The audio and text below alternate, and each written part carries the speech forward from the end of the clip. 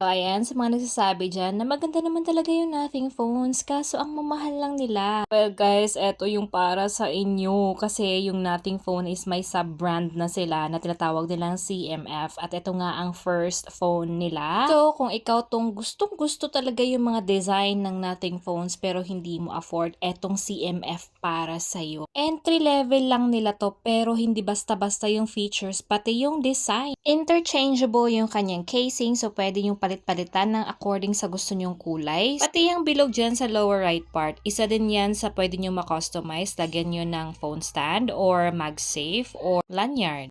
At eto naman kanyang display kateki. May 6.7-inch AMOLED display na ito na may 120Hz refresh rate and up to 2000 nit peak brightness. Yung processor naman niya is powered siya ng MediaTek Dimensity 7300 chipset. At eto pa yung favorite part ko, yung camera nito kateki kasi